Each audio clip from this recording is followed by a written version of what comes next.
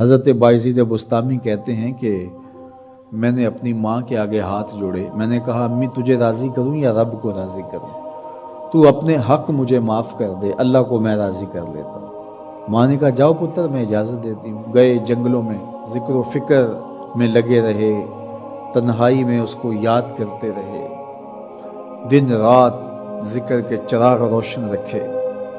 12 سال گزر گئے حق کی تلاش میں۔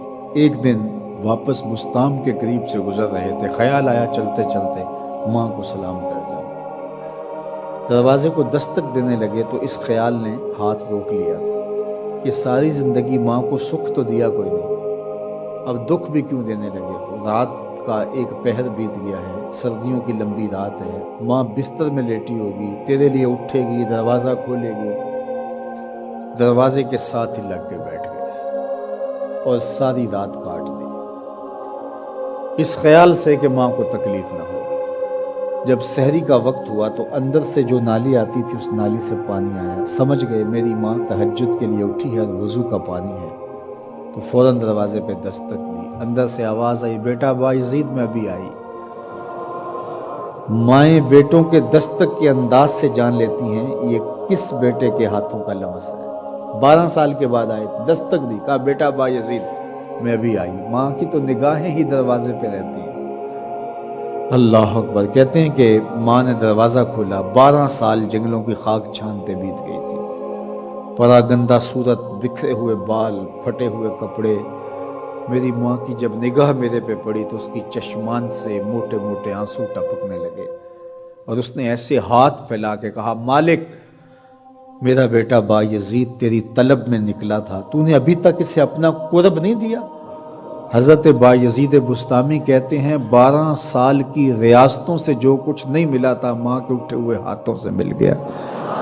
میں نے کہا مالک میں تجھے کہاں ڈھونڈ رہا ہوں، تو کہاں موجود ہے؟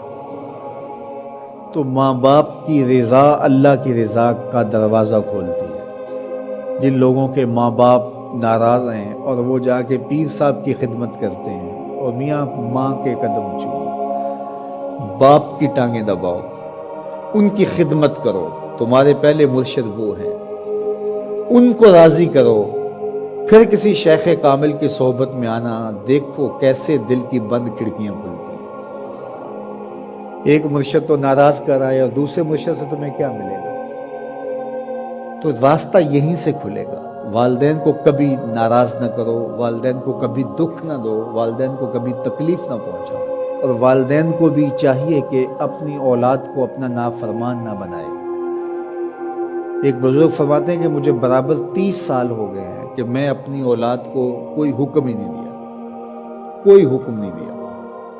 کوئی چیز مجھے چاہیے بھی ہوتی ہے تو میں بصیغہ امر نہیں کہتا، بلکہ ایسے ہی بات کر رہی ہوں۔ پانی چاہیے تو یہ نہیں کہتا بیٹا پانی لے کر آؤ، میں ویسے ہی کہتا ہوں پیاس لگی ہوئی ہے، تو اگر وہ سمجھ جائے اور وہ خود لے آئے تو اچھی بات ہے، لیکن اگر وہ نہ لائے تو میں نے اس کو حکم ہی نہیں دیا، امر ہی نہیں کیا، تو اس امر کی مخالفت ہی لازم نہیں آئے گی۔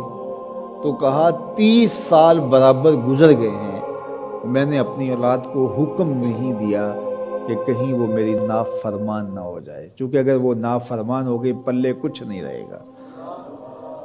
جو اولاد ماں باپ کی نافرمان ہوتی ہے وہ ہوا میں بھی اڑیں، وہ چرخ پہ بھی جھولیں، وہ زمین پہ گرنے والی ہوتی ہیں، کبھی کامیاب نہیں ہو سکتی وہ اولادیں جو ماں باپ کی گستاخ، بے ادب اور نافرمان ہوتی ہیں۔ وہی اولادیں سرخروغ، کامیاب اور کامگار اور بامراد ہوتی ہیں جو ماں باپ کی خدمت کرتی ہیں، ماں باپ کی دعائیں لیتی ہیں۔ وہ ایک بچہ ماں باپ کے پاؤں دبا رہا تھا، تو ایک بچہ ایک بر اعظم میں، دوسرا دوسرے بر اعظم میں، تیسرا تیسرے بر اعظم میں بڑے بڑے کاروبار کر رہا تھا۔ تو کوئی اس کا دوست ملنے آیا، اس نے کہا کہ اس نکمے کو بھی کہیں بھیج دو، فلاں جو ہے وہ یورپ میں ہے، فلاں امریکہ میں ہے، وہاں اتنی بڑی کمپنی اس نے کھولی ہوئی ہے، اس نکمے کو یہاں بٹھایا، اس کو بھیج دو، یہ تو نکمہ کسی کام کا نہیں۔ کہا یہ نکمہ ہی تو میرے کام آ رہا ہے۔